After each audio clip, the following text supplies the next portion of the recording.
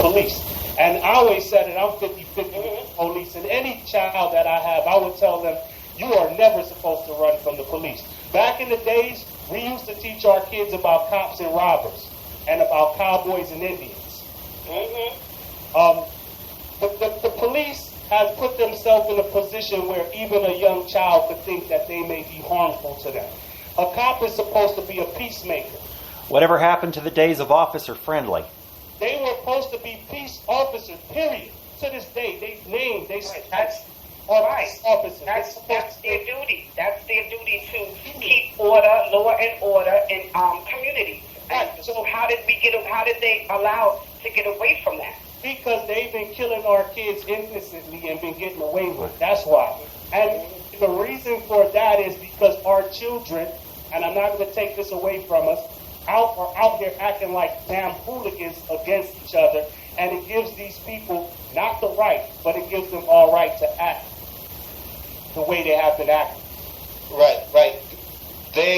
We have proven in the community, we have proven over and over and again that if we have a function going on, a lot of the times the functions go down well. I'm not going to lie. A lot of the times the functions go down, but you do have functions where they're amped up to come and bust these functions up, or even now what they're doing is they're prematurely stopping certain functions if you don't abide by certain city regulations that they chunked up over the years underneath the Bloomberg campaign, shut folks down and things like that. They're preemptively stopping things before it happens, like parties and get-togethers and things of the nature. And Merce said something about the block parties being shut down. That contributed to a lot of miscellaneous happenings and crime going down. And so preemptively now, they're taking the stop and frisk is a preemptive approach to stop crime that they believe that I call bullshit. Sorry for my language. Yes, I know but listen, you have to understand where they are coming from. This didn't come from nowhere. This thing didn't hatch itself.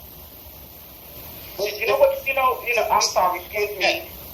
As I'm just, reflecting back on this issue of, how it's affected us here in New York City, the stop and frisk issue. The bottom line is that, yes, we are targeted. We are targeted. How? Maybe no has the answer, but how can we go, against something like this, that we're being targeted? I don't care what judge so-and-so has put, in place. There's still, as you mentioned before, I think it was not John Temple, the other gentleman, he mentioned it, this is done like, even trying to stay away from the cameras. So they're still going to do what they do. And my concern as a grandparent for my young grandsons are, how do I protect them against the police? What can I tell them? What can I show them? What can I do? And Nancy, I think you are raising a very good question, because as of 4 a.m. your time, I am a grandfather. And to see this world that my grandson is going to be seeing, it makes me want to vomit. Because these things are not only happening in New York City. And remember I mentioned before that in Colorado Springs, Colorado, which typically has been known for being one of the safest cities in America, the homicide rate has gone up. Why is this happening? Because the mayor wants the police to monitor the homeless, monitor the poor. Okay, treat the poor and homeless like criminals, but ignore the rest. And he's got our resources focused on downtown Colorado Springs when, for example, in the areas outside of the downtown area, in the southeast area where I live, drive-by shootings happen on a regular basis. Armed robberies happen on a regular basis. Gang violence happens on a regular basis. Now, and you won't find this in any magazine. But I'm right. You said that. Those gang violences, those armed robberies, are those things happening in the rich neighborhoods, in the rich? Absolutely not, brothers. Concentrated amongst the poor. So here we go again. Now the poor is given the city the right. Yes, you are. Yes, we are. Amen. Yeah, amen, brother. I agree with you because people are afraid. People are afraid to march down the streets. Back in the day when Martin Luther King, Malcolm X, and all them did it, I wish these men were still alive today. Because I wish Malcolm X were alive to come into Colorado Springs. Brother, you're going on a whole different page. Well, yes. At the end of the day, concerning those political, fighters in the past, nevertheless, they set the blueprint. Whether they're here today, their spirit does live on, and they set the blueprint. And at one point, we do have to hold accountability, Absolutely. as people in our community, as people, of color, or any person who is affected by the oppressors of this system. That really is the bottom line. We can put color on it, we can put demographic on it, we can put, poor versus rich. But at the end of the day, it's the people for the people. And that's really the bottom line. That's how I see it, brothers. I agree with you.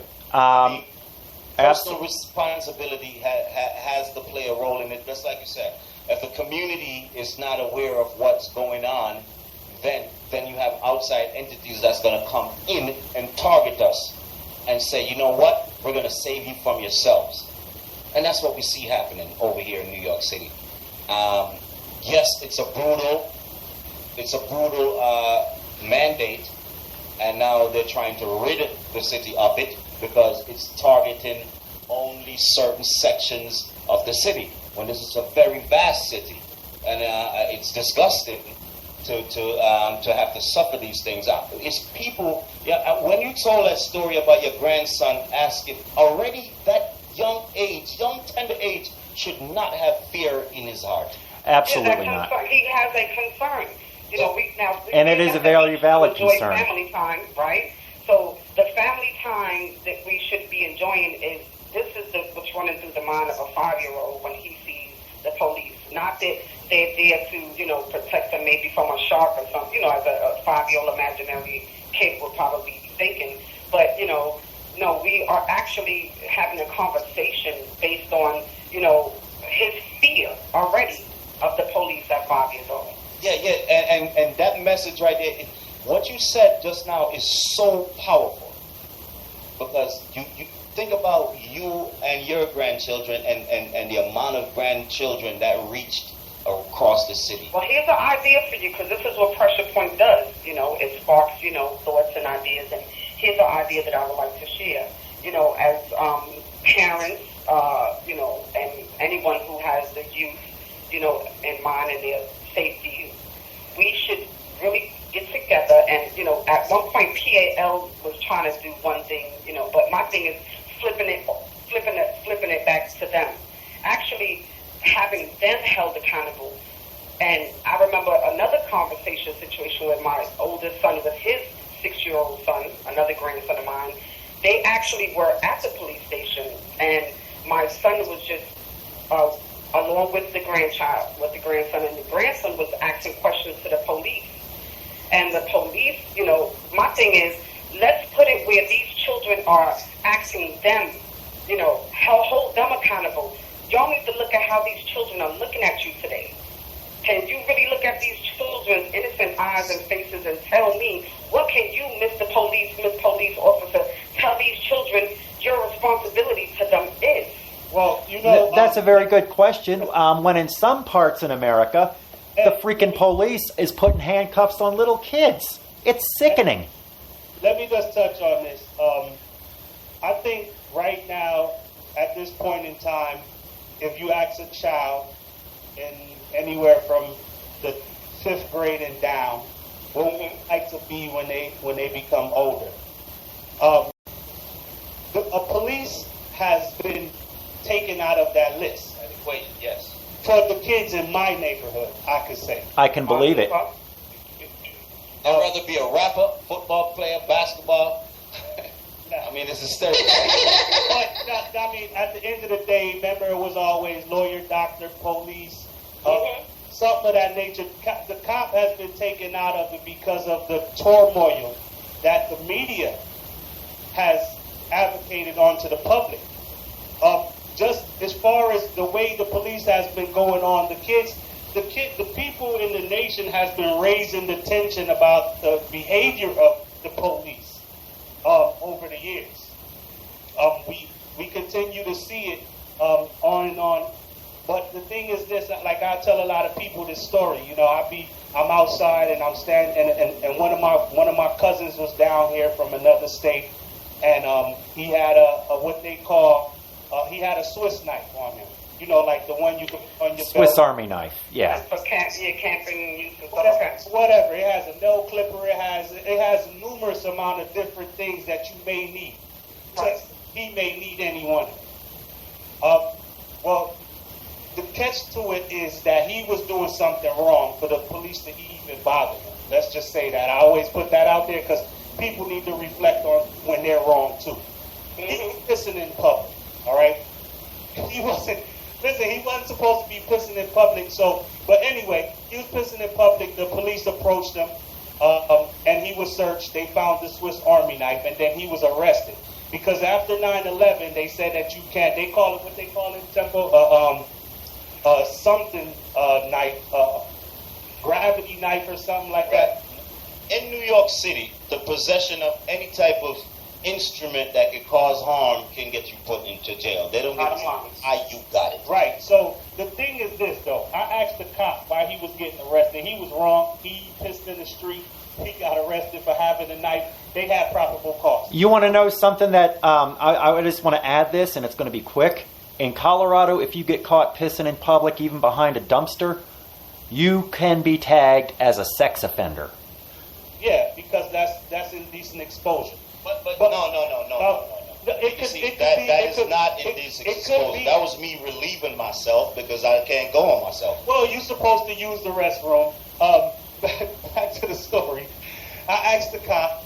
I said, geez. I'm like, yo. I told the cop. I said, yo, just hear me out real fast. I said, yo, you got a gun on you with a full clip, one in his head, and you also have 2 extra clips on your belt, right?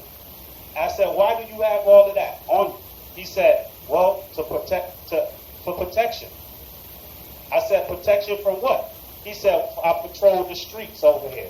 So I said, damn, you got a gun fully loaded with 2 extra clips, and I can't even have a gravity knife to protect myself in the community that you're patrolling?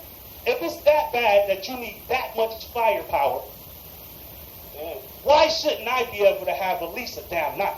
Amen. That make a lot of sense, Mars. That make a lot of sense. That's a touching piece right there. But these are the type of things that we have to deal with right here. We live in a very dangerous community. A very dangerous community where we see other members of the community do physical damage to one another on any occasion. You understand? It's disgusting. Sister Nancy, while I got you on the line, I know you missed the program before when we spoke about the fingerprinting of people in the house. In the project? The House Department of New York, your boy Mayor Bloomberg, this is one of his little things. You know what I mean? We sat here and we... Yeah, at that point I just really felt he was grasping for straws, you know, and it's all connected, it's all correlated, you know. If we can't get it this way, we're going to try to get it that way, you know. Hopefully, you know, this mayor, his term, when is it supposed to be done? Like, isn't it done this year? November, they will put somebody in the seat. Okay. But you have his successors, like Quinn. But anyway, listen, this can go on and on for me. I'm just devastated. I'm devastated, you know.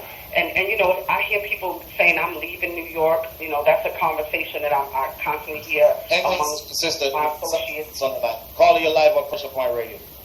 Yeah, greetings, brethren and sisters. Brethren from Colorado, big up. Big Yes. Colorado? Than's to have you. No, he's saying big up to... He's bigger than you are. Oh, okay. Well, thank you. Caller to join the forum. Go ahead, Nancy, and finish up, and then we're going to let the caller... No, I'm going to let the other caller have an opportunity, and I'll just be on the air listening. Okay, sweetheart, stay on the line with us. Okay. To answer that. Caller, you're live with us on Pressure.